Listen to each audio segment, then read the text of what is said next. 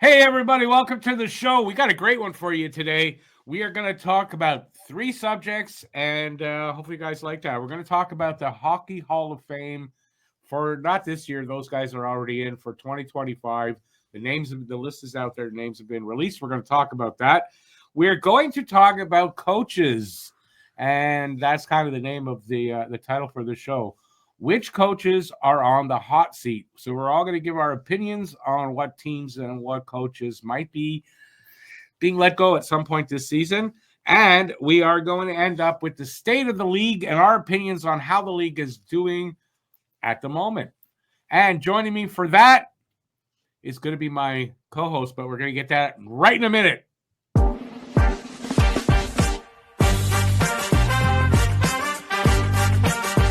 Whatever you do, don't expose yourself. All right, do you have the yips? Like, I don't know. Like, this has gone off the rails. I'll give you a round of fisticuffs. I'm a man of the people. I follow the rules. yeah.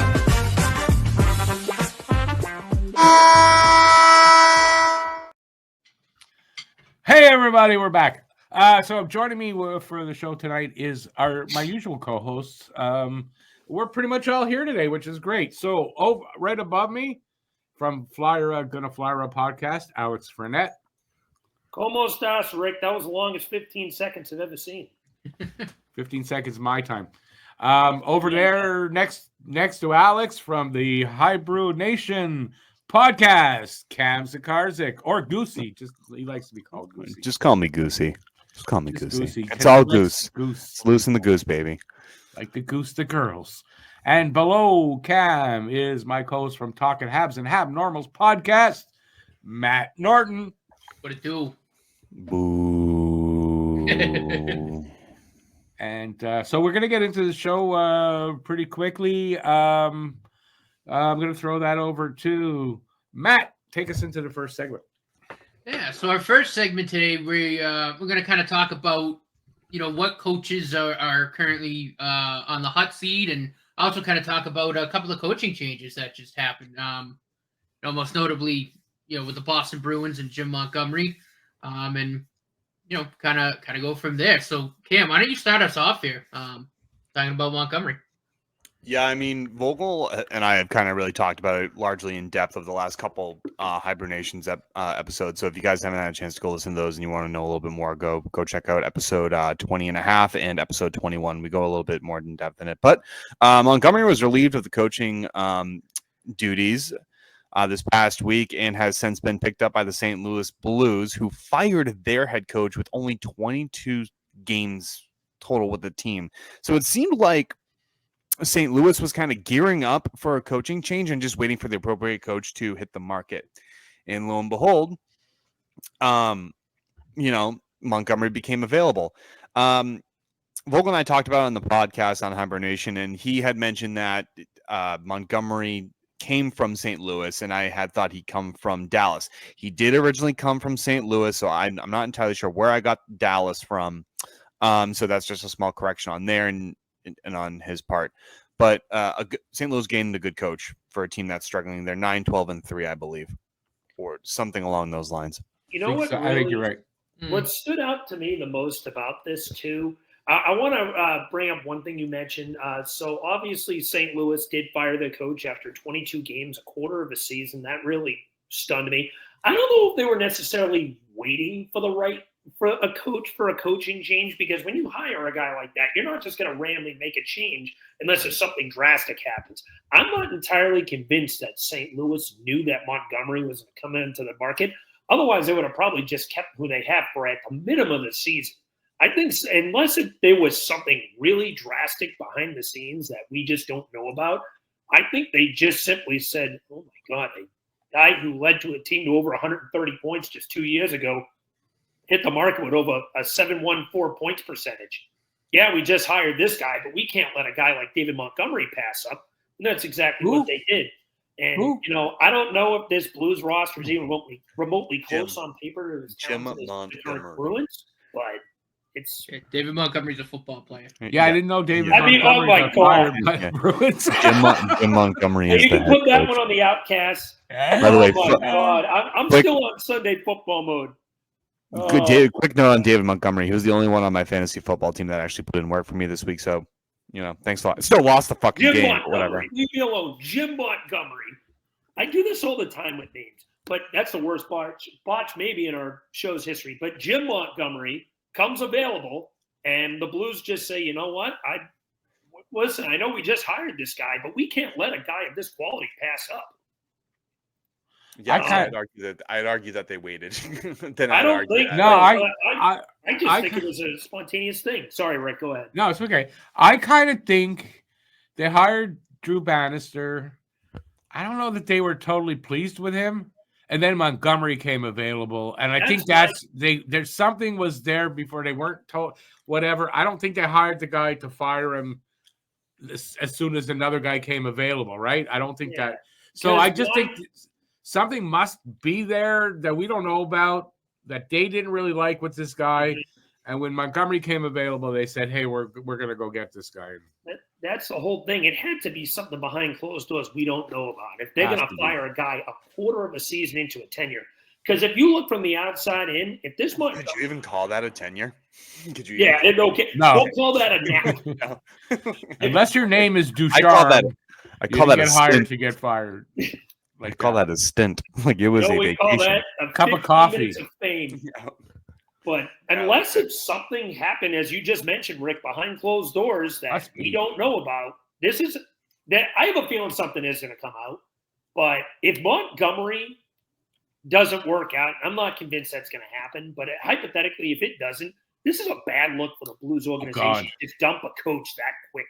And sign the new guy to 5-year deal. Exactly. Without anything. That's I mean, listen, Montgomery's got a track record, so it's not like he's unknown. But I thought that 5-year deal straight off. St. Louis is going to have patience with Montgomery. That team's going to have patience like the Boston Bruins didn't have. I mean, it's ridiculous. And the guy was only here for 3 years. I mean, sure, the Bruins, botched the 2022-2023 season, but Florida was just a better team, both in 2022, 2023, and last year. They just weren't. That's how it happens. The better team the cookie crumbled. Yeah, that's how the cookie crumbles. And it's just how it is. In a 7-game series, most oftentimes the better team wins the series, right? Yeah. So it should be. That's the way it's going to be. The Bruins didn't have enough patience with him, and I think after that, Montgomery didn't have enough patience with the organization either. I think Monty just wanted out because the sheer fact that I was hearing reports that Monty got offered multi-year contracts and he turned them down.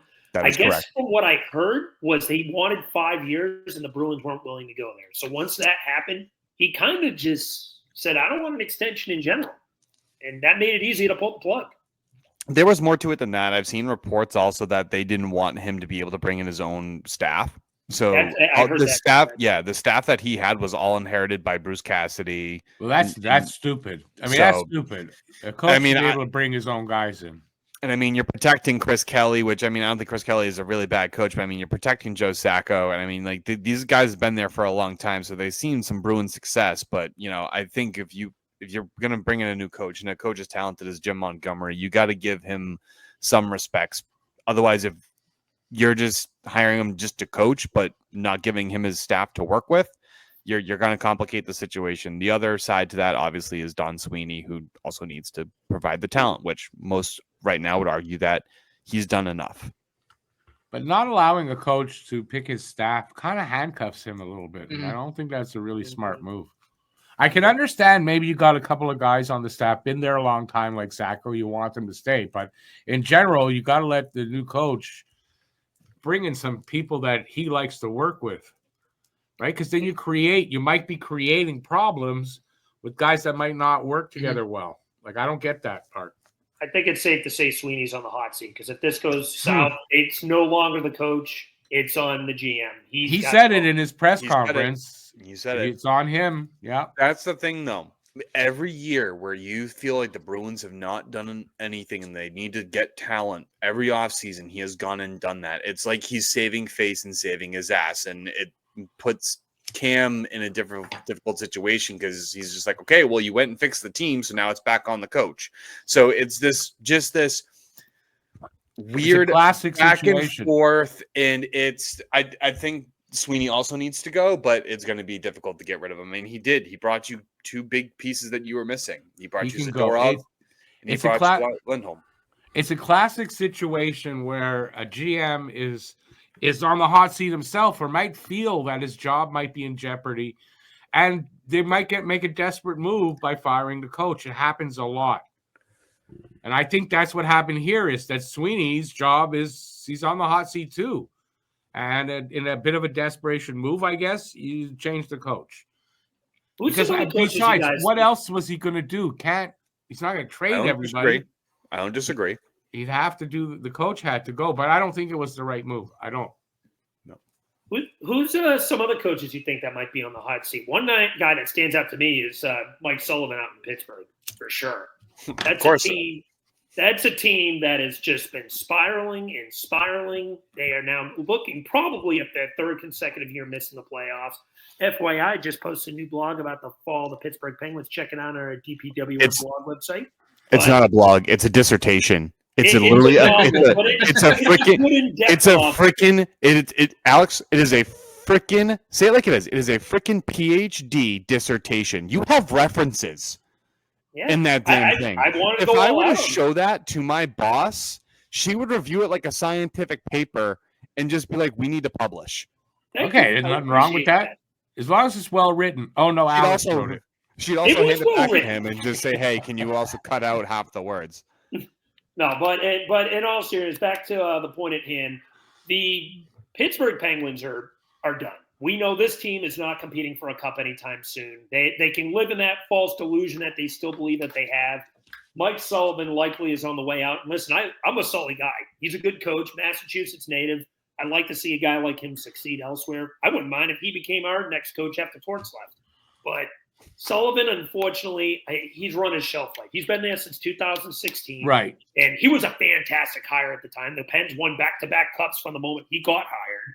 But that's the problem, right? He's run their course. He's been there a long time. So yeah, and you know what? A voice gets stale. Every voice gets stale after a while, no matter how much success you have. So at this point in time, I think it's time for the Pens to move on. It's not going to fix all their problems, mind you. They're going to be bad no matter who they hire, but they need to accept the reality. You're forgetting the roster. You're forgetting the roster. That gets stale too. That roster is stale as a month-old milk in the Sahara Desert. You got, you got the three leaders there. They're old as sin. They have a lot, and it's not Sin's just fucking old too. No, I mean, Alex, I agree with you. I do. Mike Sullivan is a good coach. He needs to go. And I think it's time that the Pittsburgh Penguins ultimately accept the fate that they need to start rebuilding. And they can still keep Sidney Crosby around. And I know it's because Sidney Crosby's there that they're tempted not to. But the man has 3 cups. I mean, he's not exactly, not well. Oh God, what's the term that I'm looking for? I can't. Whatever, for lack of a better term, I don't even know how to describe it. But he has a lot of hardware. He's accolades, sure, for lack of a better term. It's not like he's going to be hunting for that one last one. I'm sure every player wants that one last one, but I think he's also come out and said that he's willing to accept whatever is going to be in the best interest of Pittsburgh. Mm-hmm. It's whether or not the team not the other team, but the other teammates can buy into that. Honestly, they're so old. Like Malkin's 37, I believe. Letang's 38. Crosby's 35 as well. No, 35. Actually, they all, I think, are a year older than that. I think Malkin's 39, Crosby's 38, and Letang's 37. I don't know. They're all in the high 30s. Crosby's 36. His contract was ending when he was 36. So. His contract will end at 38 or 39, something along those lines. The 2-year extension will be 39. 2 more, and he turns 37 in the middle of the year. So it'll end officially when he's 39. Kevin Hayes is up there in age. Erik Karlsson's up there in age. They have Jari locked up. They have Karlsson, even though he's up there in age. They got $10 million tied to him. They can't even rebuild if they want to. They're stuck with this roster. Right. No one's taking Karlsson at that contract. They couldn't Malkin you could get something for sure. They couldn't even get a first-round pick for Jake Gensel. No, and that was a disaster. He was your best asset. And that on the GM, you could get something for, but they and then they made that trade Jaeger from McGroarty. who everyone was so convinced this kid was ready to go right out the gate, and the kid friggin' plays 3 games, doesn't get a point, gets sent back down to the AHL. Mhm. Like that's a bad look on the general manager. What did they invest in McGroarty? They traded Braden Jaeger straight up 1-for-1. who was their first round pick in 2023. So they basically gave up a first. So they essentially gave up a first round pick for a first round pick. Wasn't McGroarty first round? They were both first round No, picks. there was just one. Yeah, technically they gave up. So it's a swap for swap. Yeah. All right, that's fine. Wow. I don't know. Yeah, that team's gonna have some problems. I honestly thought McGroarty was gonna do well with the likes of Crosby and Malkin, but well, maybe it would be a system change and that would make it better. I'll trade Fabian Lysell for him. Sure, But listen, Fabian Lysell for anyone at this point. Yeah.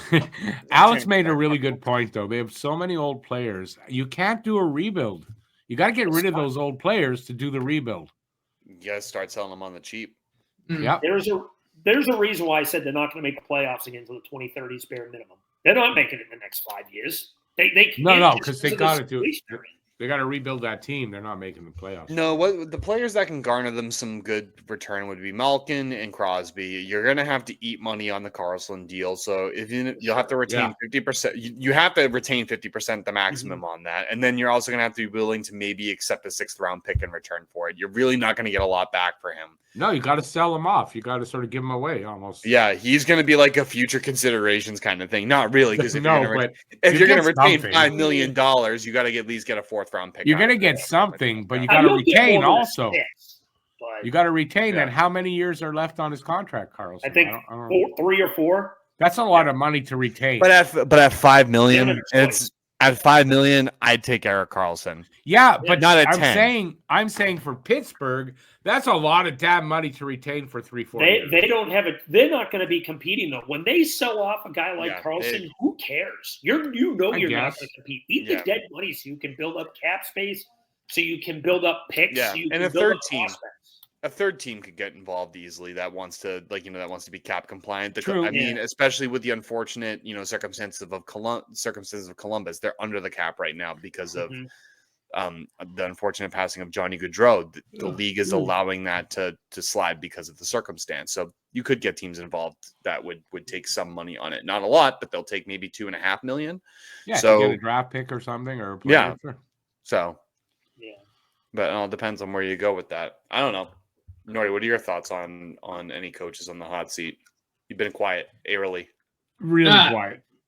For me, honestly, I know I've harped on the Nashville thing for a couple of weeks now, but I mean, again, I don't know what else you could do to try to jumpstart that team right now. Like, the personnel is there. It just, I don't know. But we're basically at American Thanksgiving now, and they are almost rock bottom in that conference. So They're at the bottom of the league. They're in trouble. Yeah, They're in dire trouble. Obviously, Trotz isn't going anywhere. The personnel's there. My only guess has to be coach. Make a coaching change, try to shake it up there, get something, try to light a fire under their ass. But, well, Nordy, didn't we say this? We said this right early on in the season when they were 0-5. You and I vehemently we're adamant about and with everyone against everyone and just saying no, this is serious. Going 0-5 to start right now and not looking like it's going to get better. Your window is shorter because if you're going to say Thanksgiving is your mark, and that comes up pretty quickly. And look where we are. Yeah, we're at Thanksgiving. Yeah. By the way, through. Suck it, Rick. Suck it, Alex. Matt and I were right. Okay, but wait a second. I'm not ready to give up on Nashville yet. Wait. That was at 5 games in. No, but that's hard. I kept on it though. What was it? 2 shows ago, too. I said the same thing. We said the same thing. Their time was limited. Of course. I still think they have the ammo to make a push. It's good. It's now, mind you, I'm not as confident as I was a few weeks ago. Warranted, but when you have that much talent and you can get a little bit of a run, they're in too much of a it's going to be tough. I'm not saying I wouldn't say too much. I'm guaranteeing it, but we've seen teams make runs before after quick changes. Look at the Blues in 2019; they were dead last in the league in January. They ended up winning the cup. Look at who their coach was. They had Craig Berube, but he was only an Phenomenal intern. coach. He was an intern, and they didn't even know how good of a coach he was then. His Great. only Wait, coaching experience prior was with us. Correct me if I'm wrong. Didn't Edmonton last year also have an interim when they made that? And Correct? they went on a run too after a terrible. No, They started like didn't they 3-10. bring it? No, they brought in a new coach. I don't think he was interim. Oh, Knobloch. I don't know. It was Knobloch. Yeah, they brought him in and he turned it around. Mm-hmm. Yeah, but this guy Brunette, he's not it. He's I not agree it. with Not, that. not for that It's team. got to be that. Oh no, I Alex, agree with that. Alex, you mistaken Matt and I. We're not saying that they can't turn it around. We're arguing that they can't turn it around with the current coach. There's something wrong. Oh, that I agree with. There's something wrong Yeah, with I it. think they do need to make a change. I'm not going to deny that. And that's probably the first thing that needs to do. I don't think Nashville's done. I do think they need to make a change. That much I agree with. There's The too many coach good is players good. there. You need to spark them. Yeah, I mean, on paper, you look at that team on paper, and like we talked about at the beginning of the year, like that was a team that I think on paper, all of us would agree is probably a top 3 team in the West. Yeah, on paper, we did agree. I mean, they're that good. Like that, the talent's there. I don't know what else is going wrong there. At coaching. this point, I mean, you got to switch up the coaching. It's got. I mean, where else do you go? You can't get rid of those players you just signed. So you got to go and get rid of the coach. At this point, I think at this point, Nashville's probably the next one that fires the coach.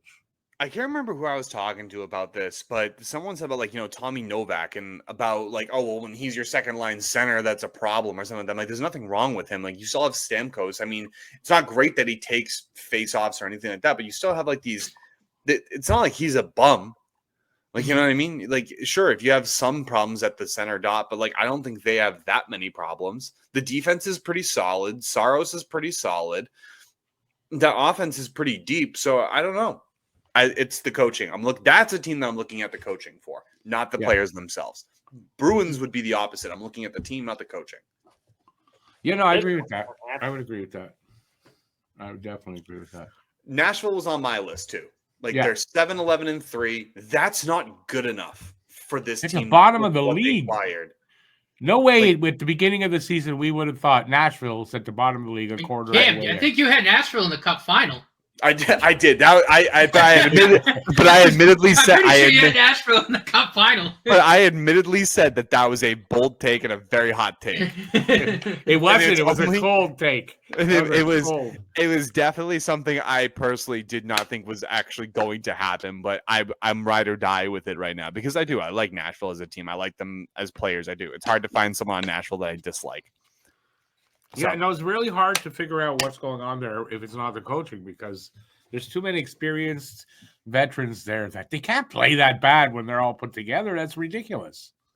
I got another team that's really should have that coach on the hot seat. How about the friggin' Yzer scam out in Detroit? I think they need a complete overhaul. Derek Lalonde and Steve Yzerman beat Okay, that's GM, but who's the coach Both there? of them. But Derek Lalonde is the coach. Oh, right. Lalonde. You're right.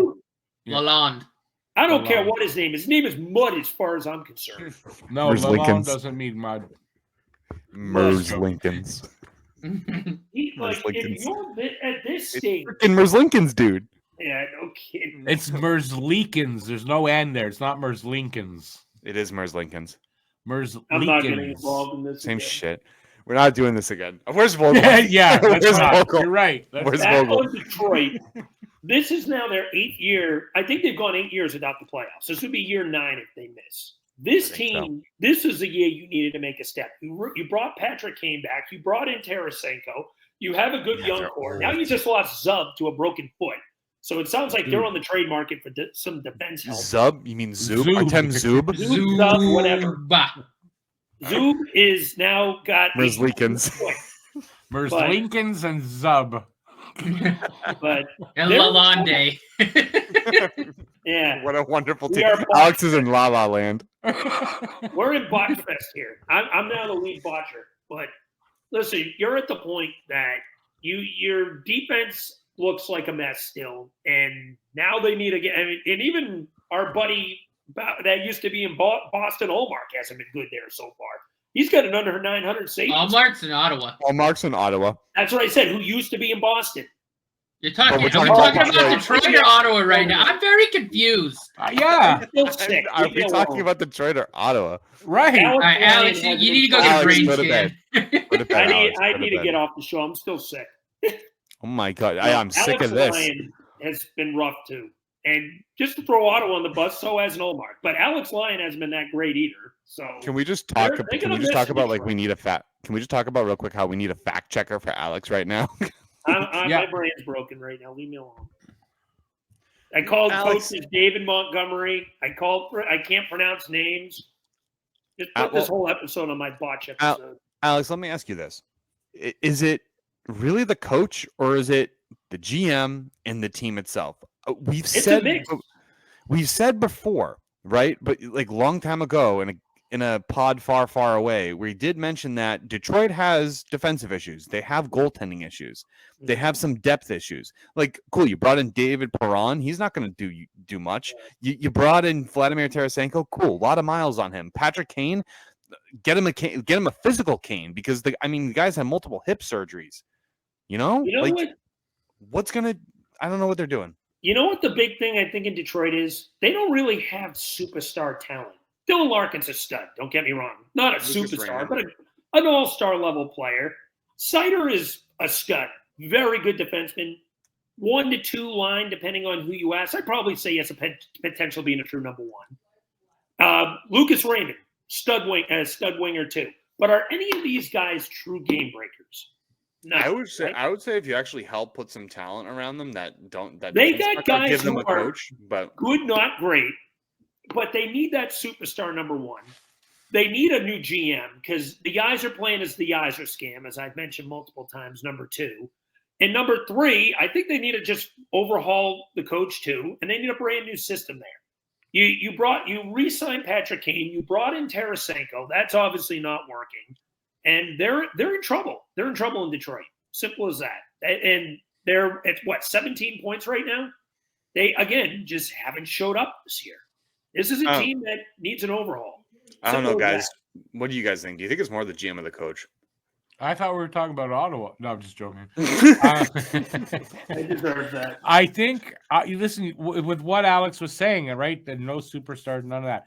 That's on the GM for not drafting right, not making the right deals. So maybe really here we should be talking about maybe they need a GM change first. Yeah, I know. Let the GM bring in a new coach or whatever. Sure.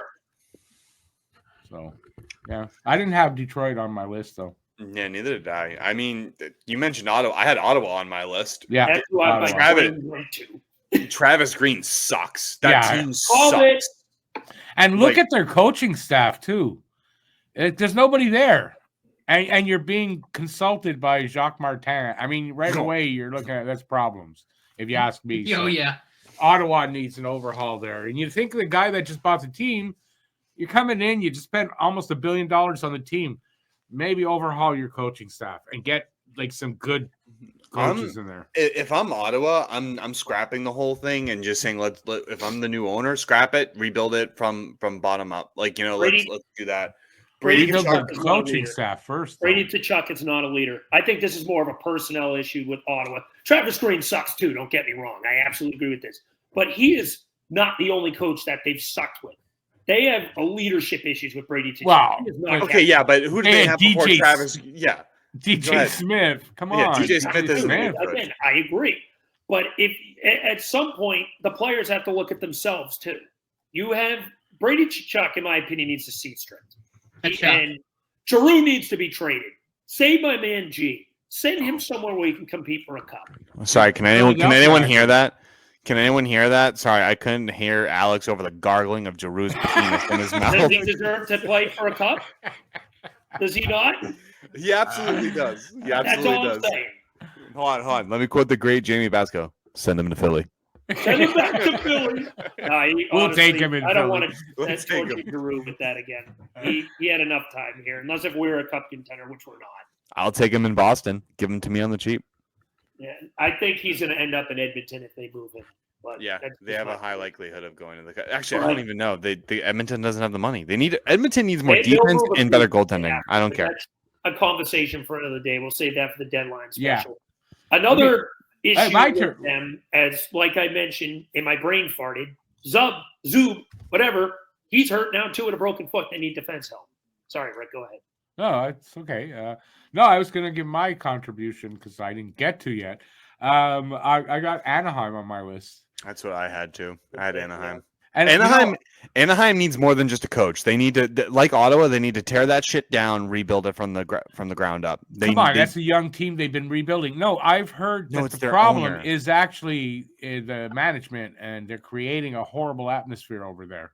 Yeah, and so I looked at their coaching staff. Right, their coach is Greg Cronin. I don't really ever hear him before. I looked at all the staff. I know one guy on the staff that I've heard of before. That's it. So it's a bunch of like no-name guys. I don't know. I would overhaul that coaching staff in Anaheim. And I think maybe even all the way through the management, because I hear it's a horrible atmosphere and players are unmotivated because of it and sort of disheartened, and they don't want to go to work. You have players not even wanting to show up to the rink. Apparently in Anaheim, that's the case. That's being reported. Like, they don't even want to go. So it's management there. Just got traded there. Oh, can't put my finger on it. Yeah, but it's not Cutter Gautier's fault. It's not his fault. He deserves to suffer. Okay, but it's not his fault. You're such a priss. I'm just saying he deserves to suffer there. And your team is just doing equally as shit as they are. So, like, but we don't have a shit environment like Anaheim does. So Anaheim, I don't know. Anaheim Tortorella's your coach. Yeah, I was gonna say depends. Honestly, the Flyers have been reported to have one of the best locker rooms in hockey now. It has nothing to do with Torts. If Anaheim hires Hackstall, you'll be happy. Wait, what did you say? If Anaheim hires Hackstall, you'll be happy. That would nuke that team. It's already bad enough. You want to send another. God, Rick wants to send an ICBM to the Anaheim locker room. No, I didn't say that. I said he'll be happy if Gauthier gets Hackstall as his coach. That would be. I don't know. Yeah, dude. No, that Anaheim needs a new coach. They need new management, and they just need. They need to get their players to start caring. That's the problem. Yeah, but it starts in the locker room, and it's not by the players that the problem is. So the management's got to make that locker room a more welcoming place. Obviously, Zegras needs a fresh start. He is so miserable there. The whole team needs a fresh start, but he's too talented. A fresh start for that team would be new management and new coaching. He's too talented to be doing this bad right now. McTavish has there's no motivation for him. There's no motivation there. He doesn't want to go to work and get better. That's a problem when you've got young players like that. You know, that's what's going on there, because that team's got some really good young players, and they should be performing better than they are. McTavish is good. Leo Carlson's good. Trevor Zegras is good. Troy Terry's good. They have a great young forward core. They just can't. And I think it's the motivational piece, and I think that's why they brought Radko Gudas in as their captain, because he's a strong voice. But it's he can only do so much. He can only do so much. John Gibson wants out. Because the problems aren't the players. When it's not the players in the room, it's the atmosphere in the room, and that's, I understand. No, I understand. So yeah, it makes you wonder too, like going back to Trevor Zegras, and like that point when Alex said that he deserves a fresh start, like, could you argue that it's not Trevor Zegras that's blowing up the locker room? It's not his attitude. No. It's literally the management. I mean, I know Matt. What I'm saying though, he deserves a fresh start, because even if there's a new coach, I don't think it's ever going to be repaired there because of how much they damaged it. I'm not blaming Zegras at all for this. I agree with you guys. This is on the Anaheim staff. But wait, like it's a position where you look at this and it's like, is he even going to want to stay in Anaheim? Jamie Drysdale was this guy's best friend. It hasn't been the same for him since he got traded. That was a big thing too. People don't talk about that enough. That got pulled under the rug from Zegras. And when you have a guy who's 21 years old that gets moved that you don't expect at that age, that does its damage. That does, at least for reports. And as you guys have mentioned, that I wholeheartedly agree, it's a management issue. They need to just blow that thing up, at least at the upper management, and take it from there. Yeah. Start with the president of hockey ops and work your way down. Who else we got? It seems like we got a lot of opinions here. I think we have half the league. I've got another one, and I don't think anybody's got it, and that's Chicago. And I know they're rebuilding and all that, But I wonder if Luke Richardson was here, so he was an assistant here. I like the guy. I don't know that he's the right guy. I watched the game. One of your teams was playing Chicago. Which one was it? So I watched that game, and I just came away from it and wondering if maybe what's his name, the kid there, it's just escaped. Bedard. Maybe the problems he's having right now has to do with the fact that maybe the coach isn't the right one for him. I mean, Richardson, I agree. I think, I've seen a lot of Blackhawks fans on social media want this guy canned. And, in that case, when you have a guy with the talent level of Connor Bedard, you need to pretty much do what this kid wants. And you can't fool around with something like that. I will say one thing. I give the GM credit because they tried to get him some talent. They got Timo Teravainen. They got Tyler Bertuzzi. It'll come over the years. The talent will. Again, but this is a thing where I'm just using this as an example of why the coach is more of the scapegoat. The GM at least attempted to get this guy some level of talent to work with. Taylor Hall's on the trading block. Yeah, apparently. Yeah, if I'm Don Sweeney, I'm revisiting that. Yeah, he'll end up somewhere. But good. Yeah, I mean, I think it's more than just Luke Richardson's fault. Like, I think it's more than that. I think they're not doing enough for the roster. I mean, Nick Foligno is there. I mean, he's a great leader. But you're right. They did get Teuvo. They did get Bertuzzi. But they also need to focus on getting younger because right now they're having the same issue that the Flyers have. They're not aging together. Their young talent is not aging together. They have Seth Jones, which has an abysmal contract.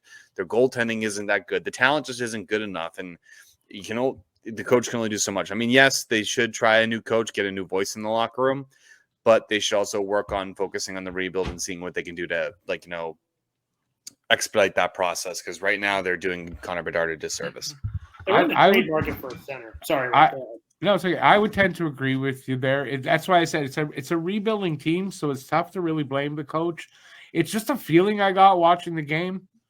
That's all I can say. Just a feeling I got. So when we're doing this, I thought I was looking over them. I thought, Chicago maybe even in that situation might benefit from a coaching change.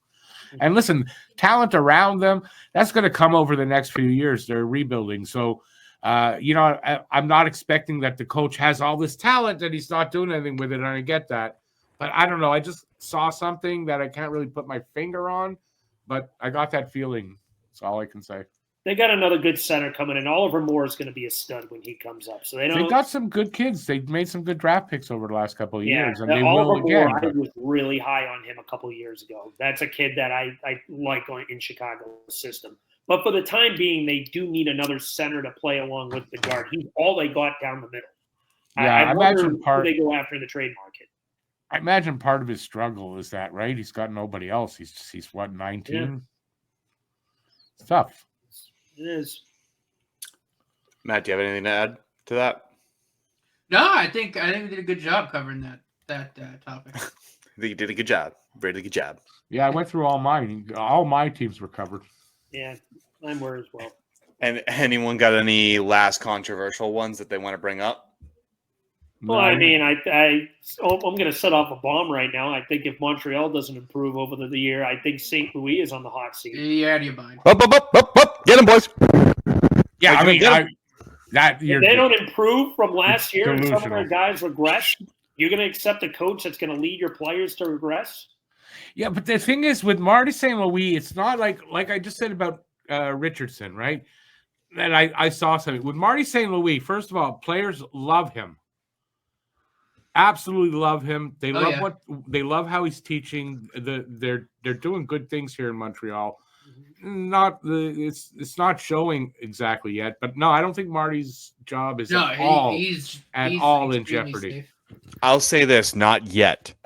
Once the team has developed, that's different, of course. Yes. Then he's like any other coach.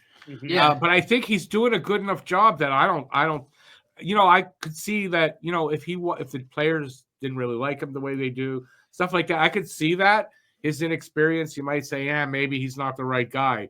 But I don't know. Players already from outside want to come here to play because of that coach. So here's my rebuttal for that. I understand that. Being a player's coach is big. That's half the battle right there. If you enjoy coming to the locker room, anti-Anaheim, that's a big thing. But if you look at your players and you see regression, I'd say Caulfield has progressed this year for sure. He's finally looking like he's going to be a 30-plus goal scorer, maybe closer to 40 realistically. Do you think Suzuki has taken a step forward this year, stayed the same, or gone back? He's a point-a-game player. That's progression already. He was at that last year. No, he wasn't. He was just a little under, so he's staying up at that. He was roughly that. That's Alex. This is what I'm going to say with Montreal. When you're in a rebuild, listen, every team, because somebody has done this research, every team that has had a 5-year rebuild plan, started with a 5-year rebuild plan, save for 1 or 2, and I don't know how far back it goes, but it goes back a bit. Every single team in year 3 regresses. Yeah, it's part of the process.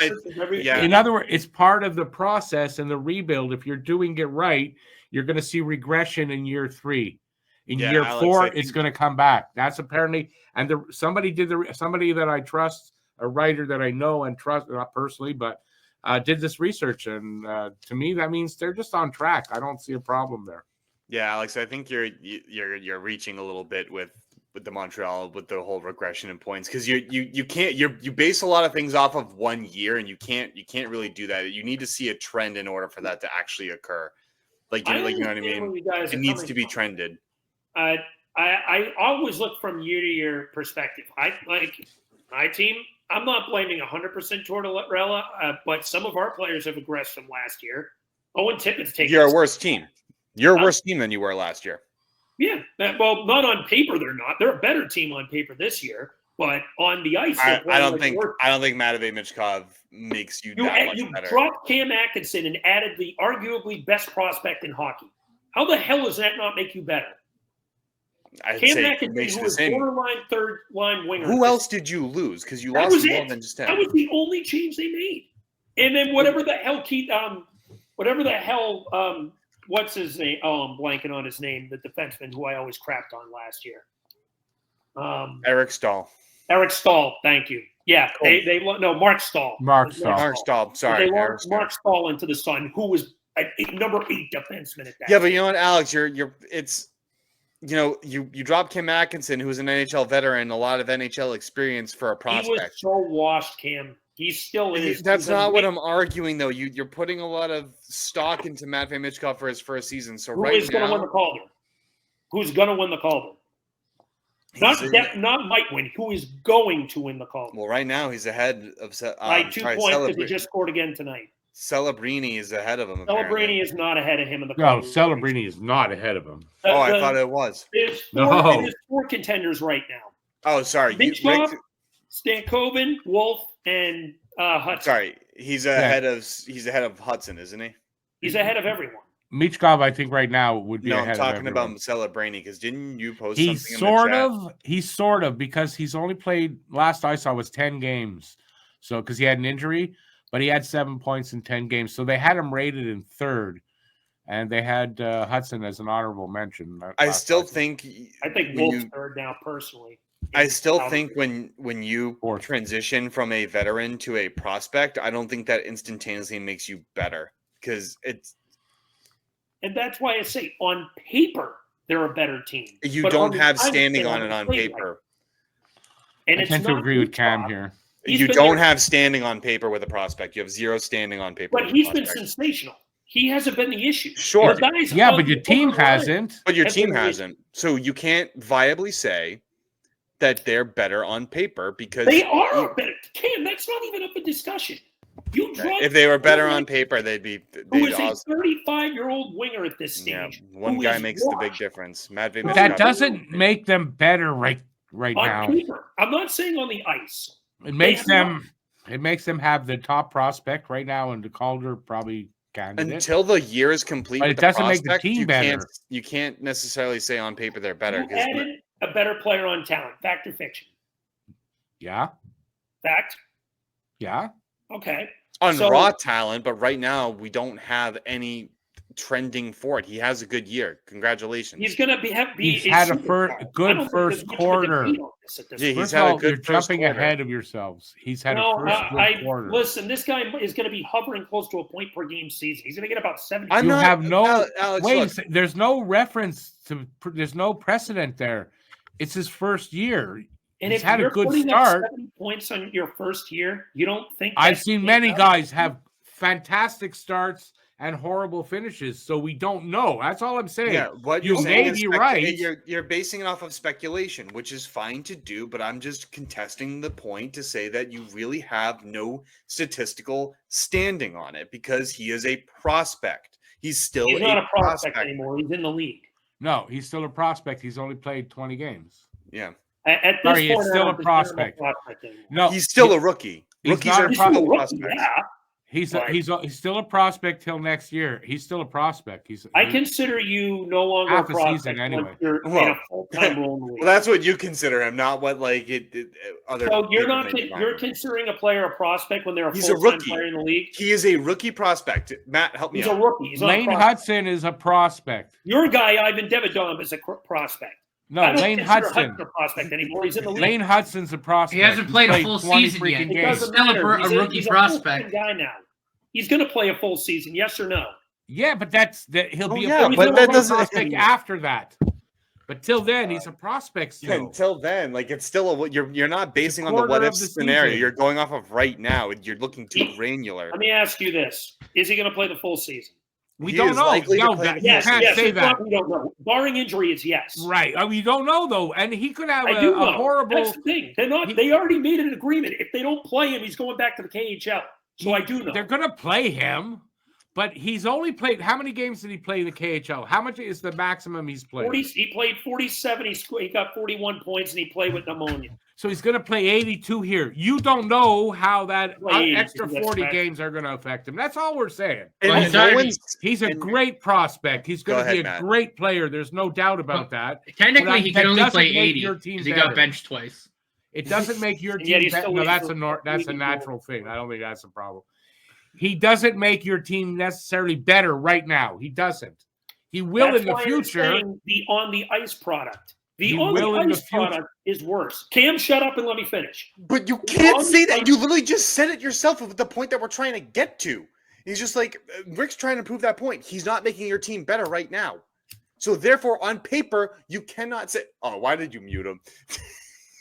No, don't mute him. Don't mute him. That's rude as hell. Yeah. But that's the point we're trying to get at. If he's not making your team better right now, your team arguably cannot be better on paper. Okay. I'm going to explain this. If his line is consistently the best line on the team, but the players below him who aren't even on his line are the ones that are struggling, how is this his fault? It's not. The team being it's not, but that's not how you're assessing the team. It's a team. It's not an individual player. So we're just saying for right now, your team isn't better because of Matt. The team they will be worse right now, but they will be better down the road. And you can legitimately say that. Now your team isn't better. Why? Last year at this time, you guys were in the playoffs. You were contending. And then they fell out. Yeah. But last minute they fell out. So you got to look at it. You're not a better team right now. No, but you have a great player there. Like this. Like, Alex, think of it this way. Like this. Let me say this. They have a higher ceiling right now than the team that they had last year. That would be correct to say. They had on paper. That's not. Holy fuck! It's not the same. No, we not disagree. The same. That's all. Yes, it is. We agree to disagree. But here's my somebody final kick point. Alex in the balls. His voice just went up 10 octaves. Can I say this though? Let's use the Bruins as an example. The Bruins, on paper, are a better team than they were last year. Yes. Could you argue that? No. I would agree. Why can I say that though? Why can I say that? Because I have statistical standing with veterans that are coming in, like Zadorov, Lindholm. That's the point where I can actually say they can make this team better, but they aren't. But on paper, they should be. Michkov is a prospect. You can't make that argument. We're done. We're going to agree to disagree. We're moving on. We're going on. We're going on to the 2025. I just got one last thing to say. Your team will be I- better with Nope, Beach they're Cobb. grounded. Listen, they will be, but right now they're not there. But he is going to be a great player. You've got a great player there. There's no doubt. But right now, your team's not better. But they will be. That's where my point comes in. Okay, that's all. On So we agree. paper So we versus agree. On the ice. Never mind. We're just We agreeing. agree. I'm not. We have. Okay, let's move on. Next move on. next topic. We gotta move Someone on. put a Look bib at in the his time. mouth. Like, Look at the we're time. God, shut up. We got shit we got to do. All right, guys. So we're gonna move on to the 2025 NHL Hall of Fame ballot for the first year eligibility. So we're just gonna go over our 4 picks out of the names that were listed on the NHL.com's list of players who are now eligible for the first year in 2025. Alex, why don't we start with you? All right, so I'll go right down the list. Starting off, I have Zdeno Chara. He is probably my number one candidate for the 2025 class. He is the definition of a lockdown defenseman, 6'9" monster for a large part of his career with Ottawa, the Islanders, Boston, and you can sprinkle whatever he did with the Capitals in there too. But absolute force his entire time he was there. Multi-time Norris winner, 2011 Cup winner. This guy is about as good as it gets. I don't remember the amount of points he got off the top of my head, but I know he had quite a bit for a defenseman. Next guy I would definitely pick is Carey Price. His 2014 season was absolutely remarkable, and it wasn't just that. Hart winner, Vezina winner. He won the Masterson, the Lindsay, career .917 save percentage. He pretty much had done it all with the Habs. I won't say the only thing he's missing is a cup, and you can pretty much say he's done it all. Let's go one by one here. That way we can kind of do pick by pick. So everyone can do their first two. So I'll actually match Alex. I also have Zdeno Chara and Carey Price. That's what you had said, right, Alex? In that order. Yes. Yeah. So they're just no brainers in my mind. I initially had Tuukka Rask as an honorable mention, but as soon as I saw Price's total career accolades, not just in the NHL, I had to swap the two. They're just two phenomenal players. Zdeno Chara was an absolute beast, shutdown defenseman in the 2010s. Hard to argue against him. He was often revered as one of the best leaders in the NHL. He has a Norris Trophy. He's got a cup. I don't know. He's also a freak of nature, dude. He reads books in a day, he knows like 7 languages. He's dude. like an insanely intelligent dude. Yeah, the man is brilliant. He's also never pooped. He's also run the Boston Marathon. No, you have that mistaken, Rick. Whenever he shits, it smells like daisies. That's what it is. Like it. Oh, I thought he was more like Kim Jong-il, who never defecated in his whole life. No, we don't go there. Anyway, going back on him, he also runs marathons, dude. He ran the Boston Marathon. It's hard not. Does he know like 5, 6, or 7 languages or something like that too? Like it's ridiculous. Yeah, he speaks like 7 languages. From what I understand too, the Pope has nominated him to be a saint. Yes, that would be accurate. Saint Chara. He's going to play Jesus in the He's going to play Jesus in the Passion of the Christ. Don't forget Passion of the Christ too. to arrest him. Huh? What? What did you say? You don't remember that when he checked? I don't remember what player it was for your team. It may have been Max Pacioretty. That was not. You can argue that all you want. That was a clean hit. It was. I had no issue with it. I just found it funny. It was an unfortunate. I'm not going to go there because I'd like to save my anger for something else. Sure, it's a clean hit. Call what you want. There's just no curved glass. Whatever. Clean hit. No, listen. When you try to kill somebody, it's a clean hit. No, I agree with that. That was through the body, Rick. We're not going to argue it. Take off the red, white, and blue glasses, buddy. All right, my turn. I got Carey Price. Obviously, I'm biased, but I got Carey Price there as getting in. He didn't win a cup, but I don't think that's a requirement anymore. It seems I would have said it is, but it's not. So I think everything that he's done. He deserves to be in the Hall of Fame. He's going to get there. I don't know if he's going to get there on the first ballot. I'll be honest with you, but he's going to get there. The only thing I find weird. His contract is still. He's not retired. How can he be in the Hall of Fame when you're not retired yet? See, that's my question. Doesn't it end this year? Next year. I don't know. Then he might not make it based on that as a. Yeah, I don't get that. I totally don't get that. When I saw it, it was like, okay, but how? He's not retired yet. Anyway, Zdeno Chara, and I wrote here, he's going to get in for sure, even if I don't like it. But no, he's going to get in for sure. There's no doubt. I don't like him. I don't understand. I never will. I don't like him. I never will because of that incident with Pacioretty. Oh my God! God! Argue it another time. We're not going to argue it here now. So soft, dude. But I'm at least admitting he's going to get in. You're soft. I'm soft, man. Pillsbury Soft. dope boy, soft. You would be cheering for any other team that lays a massive hit like that, but also be concerned for the player. It was in bad circumstance, and that's the reason why there's curved glass now. That's what did the injury. But it's no problem with the hit. But they changed something because of the hit. But there were no problem. Yeah, because they realized edges of like sharp objects cause injury. Yeah, and when you leave when being hit against them, it's amazing. Why do you think the boards exist? And when you leave idiots out on the ice that square? want to kill people, you maybe should change. Yeah, Yes, you're right. Yeah, You should Zdeno take Chara caution. wants to kill people. Yep, Yep. that's it. That's the one. Yep. Yep, loser. Womp. Sad womp. Fuck you. Okay. Matt, go ahead. Who were your first two? I'm not acknowledging that guy over there anymore. Womp womp, Rick. I'm so glad I set that off. Okay, Matt, we're waiting. Well, no, I'm sorry. People kept talking. So Rick uses essential oils. Yes, CBD oils, essential CBD and THC oils. And Viagra. No, sorry, Alice. I no longer do Viagra, but it's not because everything's fixed up. But Great. We're going into Rick's medical history. Get him the prune juice. Not medical. That's my personal life now. No. I don't have any need for it.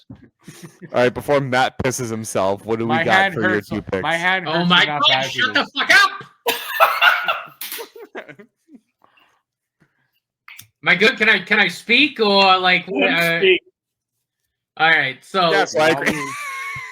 Will you both shut up? all right. and let I'm me- muting every single one of you so I can speak. I'm the only one trying to help you. Go. We're running out of time here. So I got, to no one's surprise, Carey Price. Look, we already went over his NHL stats, but if you look internationally, Olympic gold medalist, World Cup of Hockey gold medalist, Olympic MVP, World Junior MVP, World Junior champion. Even in the AHL, he's the AHL MVP in his only year down there. Led the Hamilton Bulldogs to a Calder Cup. Just a phenomenal goalie, the best goalie that I've ever seen play the game of hockey. Just absolutely incredible and absolutely deserves to get in their first ballot. I also have Chara as well. I think Chara is the best defensive defenseman that I've seen play, and one of the best leaders that I've seen play. And obviously the accolades speak for themselves. Stanley Cup champion, multi-time All-Star, Norris winner, Messier Leadership Award winner, silver medalist in the World Cup of Hockey, silver medalist in the IIHF World Championships. Just a very accomplished and very well-liked player. I think he should get in as well. Yeah, but you know what I say? Fuck Chara and Kent Johnson. Okay, fuck them both. Vogel would be proud. Yes. At least on the second half. Before we move on, the NHL.com, Dave Reed and Bruce Boudreau mentioned two of the picks that they had, and one of those individuals actually went on Zdeno Chara's side. Let's hear what they had to say. The paint's to you? I've got to go with Big Z, Yeah. Zdeno Chara. To me, I mean, he was just so good for so long. The way he handled himself just throughout his career, a dominant player. I mean, I said agree it with best. that. He Do said any it of best. you guys remember him on the Islanders? Vaguely. Vaguely. I do. I remember when he was a first-year kid, and he didn't have the talent that he has now. He had to grow into that, but you kind of knew that he was going to be good, even though it was kind of almost like an Arbor Jackeye situation. Yeah. All right. Going into the next two picks, I'll take a lead on this one and say Duncan Keith. He's got to be in there. Another solid defenseman. I think 3-time Cup winner, right? If I'm not mistaken, at least. Yep. Was One-time pivotal. Conn Smythe, too. One-time Conn Smythe, yep. He was pivotal in all 3 of those victories for Chicago.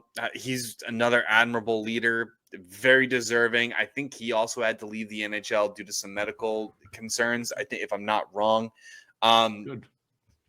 He was just another elite defenseman in the 2010s, and someone I definitely miss seeing on the ice. So I think he should be in there for sure. And then my last pick is Joe Thornton, recently retired. I kind of was juggling this a little bit, but I don't think anyone else listed on there kind of outbeats him. Maybe Tuukka, but I don't see them, getting 2 goalies in. But Joe Thornton was one of the best playmakers of that era. He's definitely top 14 in my opinion. He played a shitload of games. Yeah, I mean, third most, I think, in the last 20-something years.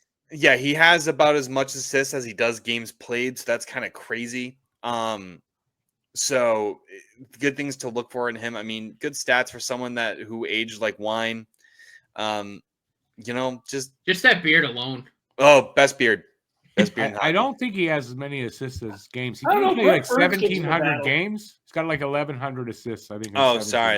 I think there's some stat that he has almost equal. He has to. 1,100 assists, but he has 1,700 games played. 1,700 games played, yeah. I was mistaken. Points, that's close. Yeah. It's longevity. He's around long enough. No, but he was a good player. I personally wouldn't put him in there. I'm not going to try to explain it, but I do think he'll get in. Wow. So I'll do my next 2. I got to do 2? I didn't do 2. I got another one. Guy that's been there a long time trying to get in, Alex Mogilny. He needs to get in there. He should be in there, and I don't understand why he's not. I think the draft class this year is just too strong against him. I get it, but I think Alex Mogilny should be in there. Oh, he should have been in a while ago.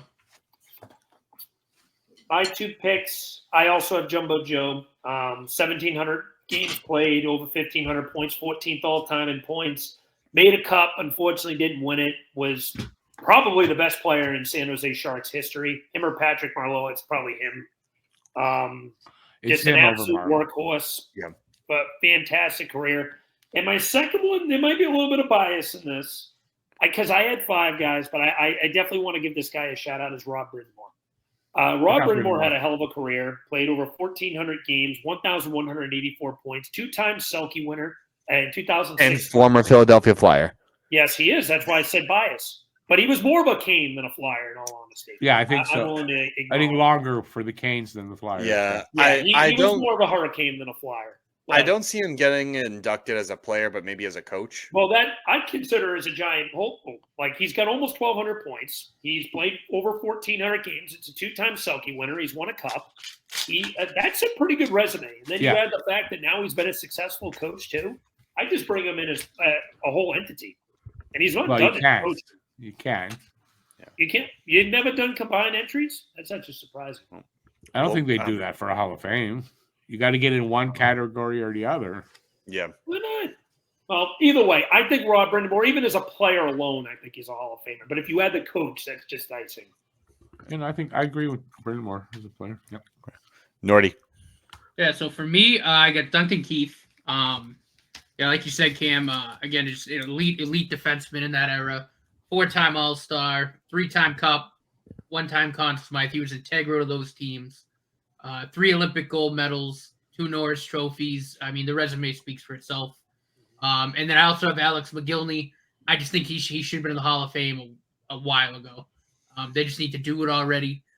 I also do think Raskin and Joe Thornton do deserve shouts. I have them as my honorable mentions. But again, I think Mogilny really needs to get in. All right. Well, we have one last clip, and it was Bruce Boudreau's pick. So let's see what he had to say. And I'm going Joe Thornton.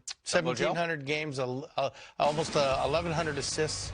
And the best beard in hockey. And the best beard in hockey. And the best beard in hockey. Kind of argue. That beard alone, Joe Thornton. We should also put Joe Thornton's beard in the Hall of Fame. We should have a I'd category. love to see a beard off between him and Brett Burns. And Henrik Lundqvist's hair. Henrik Lundqvist's just entire figure. No, man, don't get me He started, man. stupid Dude, sexy Lundqvist. it is. Oh, okay, Alex. Tell me how you really feel. I know. I mean, Come on, he's a handsome son of a bitch. he's my man crush Monday this week, guys. Yeah, I don't know there about you you. go. He's my man The crush truth comes Monday out. this week. Yep. I know how the person who I'm seeing is gonna like hearing that, but like that's totally fine. I think she'll get over it. We cool. All right, yeah, no, guys. Let it. For those of you who listen, definitely let us know what you guys think and maybe who should get in. Did we overlook anybody? I mean, Dustin Brown was also mentioned. Eric Stahl, I think, was also mentioned on there. Henrik Zetterberg was there. Henrik Zetterberg was on Sergei there. Gonchar. Patrick Elias. Yeah, Curtis Joseph was still on there. Curtis Like, there's- Joseph's not going to get there though. Patrick Elias is a good choice too. Yeah. But I think he's more of the Hall of Very Good. But he was Well. a damn good player for the Devils as well. Won 2 or 3 cups with them. So Yeah. And now, real quickly, ladies and gentlemen, we're going to go into the state of the league, and Rick is going to lead us. I'm going to lead off. Okay, I when you put this topic up there, I wasn't exactly sure where to go with it. So what I did was I gave some grades. I gave some grades for the league. So what I did was overall grade for the league for me is a C. As I think that I don't like the way they're doing. There's certain things I really don't like about the league, and that it wasn't like that when I was young. I just think decisions that the ownership group and stuff are making, although I gave them ownership decisions C-. I think they're hurting the league. I think in the long run. Parity. I gave it out a B+. There's a lot of parity in the league. It's getting more and more. I don't know if that's a good thing totally or not. Like I don't think like parity should be at a certain level, but I don't know. I think we're getting too much. You Like can I said, a go. B+. You can go read my blog about it. I talked about it on DPM on don'tpuckwithmedia.com. Yeah, There you go. Wrote a Go read blog about that. the parity of the league. Is it good or is it not good? Go read that. Overall talent and speed of the game, A+, because I think these kids are uber talented, and the speed of the game today from when I was a kid, wow, what a difference. If you go back and look at old highlights and shit, they look like they're skating in mud compared to today. Playoffs, how the playoffs go, the excitement, all that. I gave that an A. We're not even at playoffs yet. What the fuck? Yeah, but I mean, over the year, they do the playoffs well. I don't know. I've been happy with the playoffs the last few years and all that. I guess that's it. That's where I go. I added Winnipeg and Minnesota are the toast of the league through the first quarter of the season. Shocker for me, but that's the case. And very important as a Habs fan, Laine's back for Montreal this weekend. Cool. No, not bad, Rick. Yeah, I think I did some grades as well. I think actually the league grade for me is a B, and that kind of aligns more with the parity that I have at an A-. I'm gonna go A- just because the points are tight everywhere, dude, and I like to see that. I like to see a competitive league. I like to see where every game needs to matter because it feels like a playoff atmosphere at every game. Because now you need to think about high level intensity, and that leads me to the talent, which I left to a B+. You know, I think there are a lot of teams where the top end talent is too centered, and it needs to be a little bit broader, and that'll expand the parity a little bit more. But you know, that's kind of where that needs to be. I didn't do a playoff one because that's weird. And overall talent, I think I did the talent and the overall. So yeah, B+. The refs, I forgot the refs. I have the refs at D-, D+. Oh, you're generous. I have them at a Z-. I know I'm generous. Z-. I have a Z-. Surprisingly so. Z-. Yeah, guys. I mean, is that an actual grade? Does anybody get a Z-? No, but they do. Though. Oh, Rick said Z instead of Z. Wow. Okay, shut up. I happen to be both, eh? I'm American and Canadian. Comes out in different ways. But in terms of my total thoughts around the league, you know, Winnipeg still the talk of the league, man. They're crazy. They're good. Yeah, I can't. There's no fall off even. Like I don't understand it. They're nuts. And you know, we mentioned it earlier. Nashville needs to change something, man. They're too good. Their roster is too good to be doing what they're doing right now. And I'm going to agree with Rick. Minnesota. Wow. Pressing. Impressive. They got lucky, by the way. Kaprizov, the injury, he's not seriously hurt. I heard that. That's really lucky for them, man. He was a hard candidate guy until. Did you just say Kaprizov? Kaprizov. Yeah, Whatever. Kaprizov or Kaprizov. Either is actually Kaprizov. correct. It's not Kaprizov.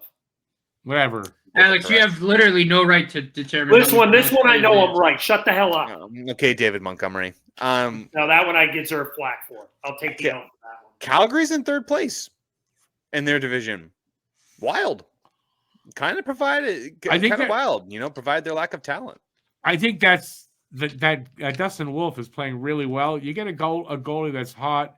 Yep. That could really help. So I just wonder, would Calgary, can that Blues last? in 2019. But can that freaking last? No, There? not this early. It's normally that's typically a late season push where that happens. I think the Flyers need to go deeper into their rebuild. I think they need to consider a lot more options than what they're doing. Because I gotta get Jamey Drysdale going. He's hurt right now. He's hurt.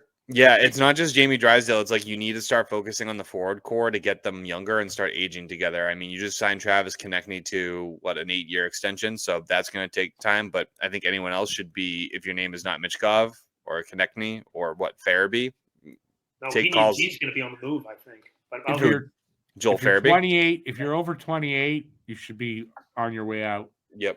Your name, yeah. Except for a couple of guys. I mean, you got to have some veterans, but in general, there'll be some moves this offseason, but I'll go. I don't even think this offseason. I think in general. You guys might Bristol be active. will be moved.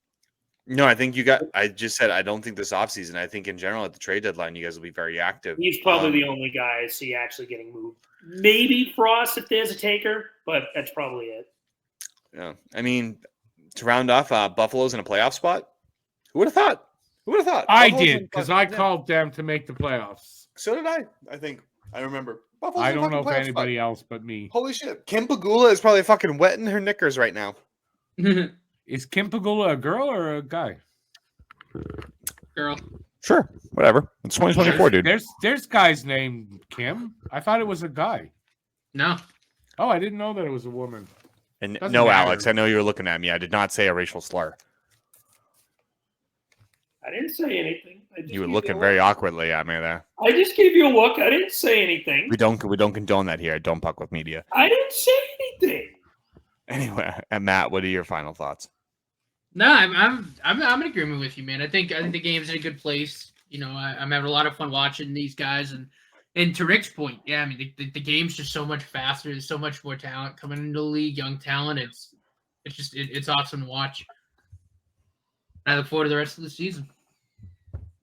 Yeah, from a talent perspective, the league is healthy, but I don't think from the league's brass perspective, I don't know. I don't like the decisions that they make a lot of times.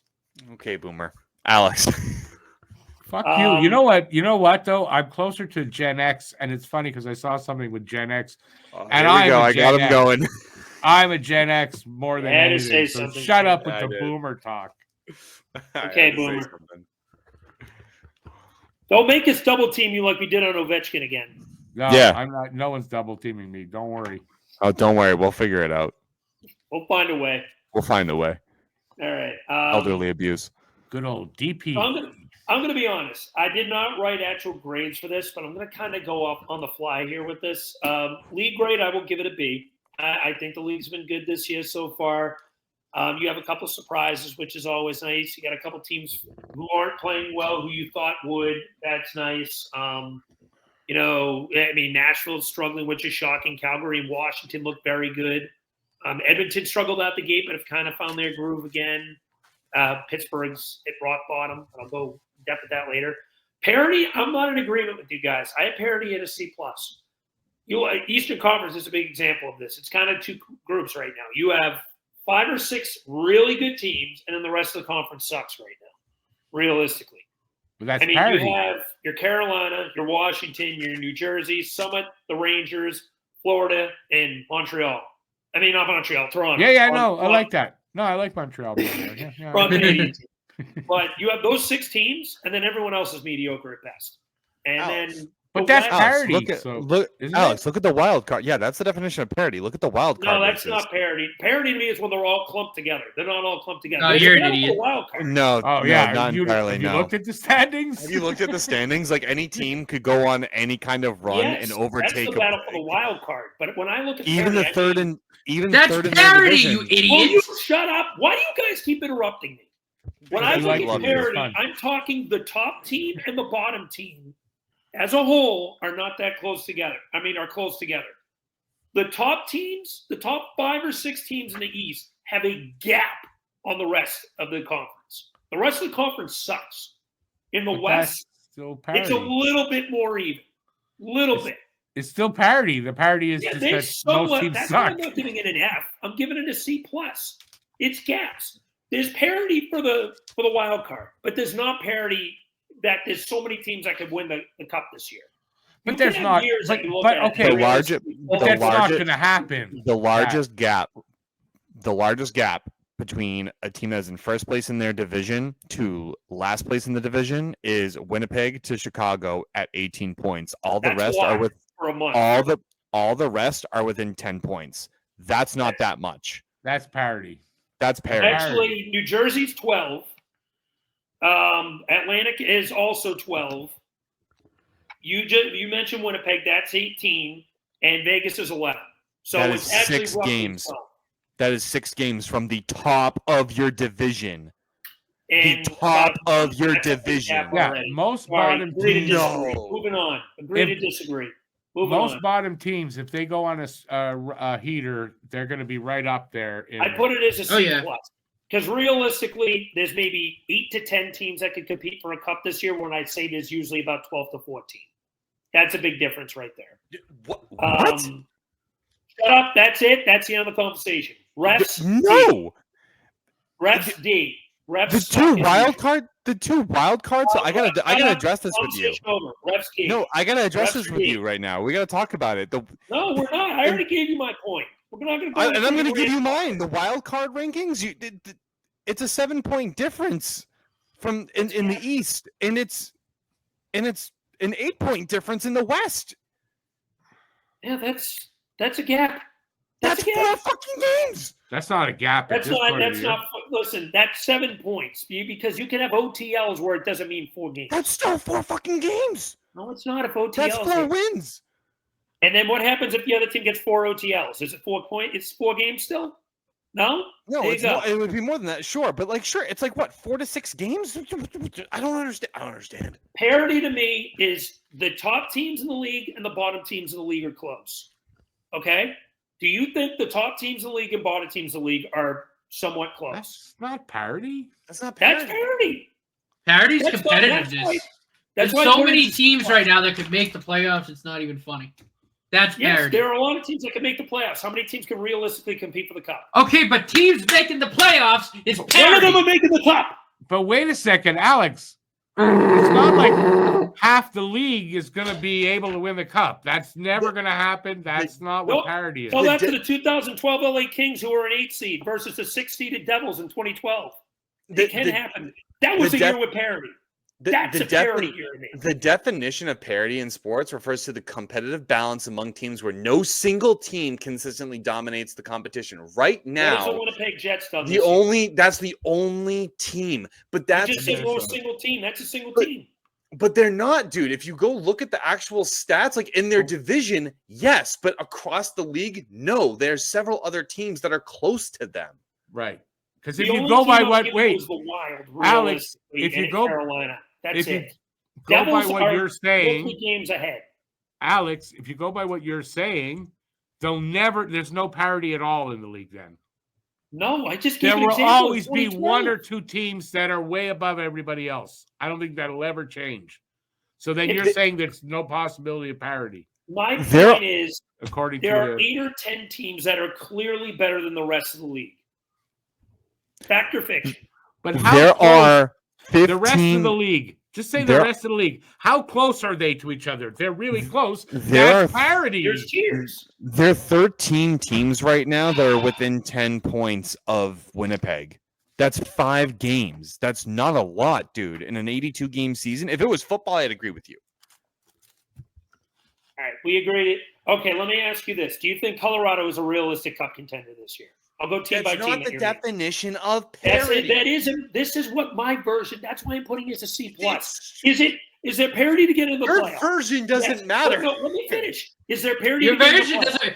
Parity isn't a subjective thing. It is objective. There is a there parity to get in definition. the playoffs?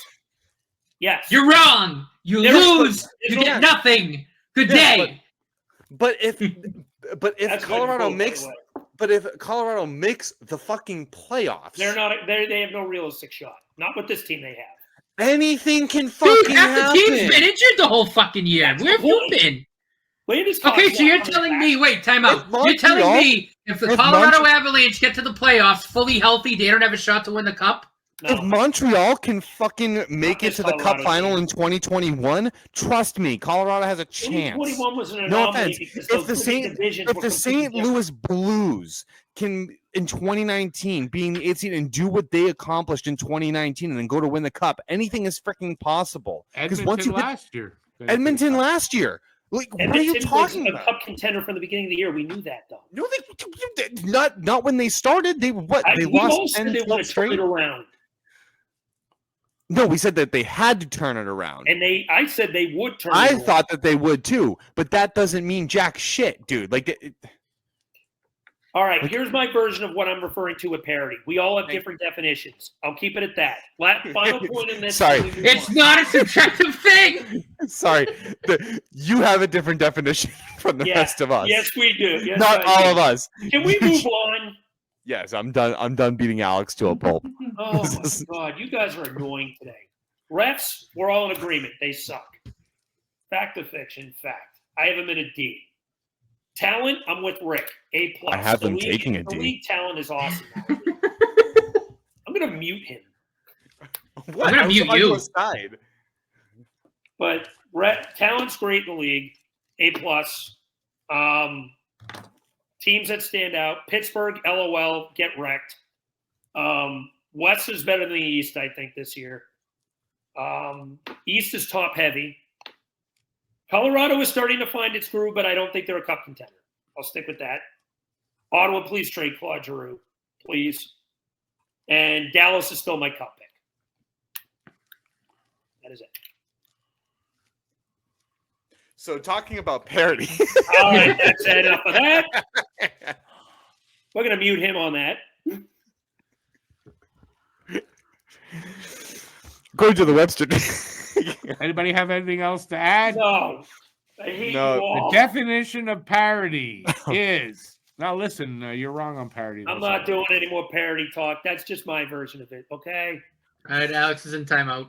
Oh God! All right, ladies and gentlemen, thank you as always for joining us for episode 48 of the Pucking Around podcast in association with Don't Puck with Media. Don't forget to check out all of our stuff that we got for you.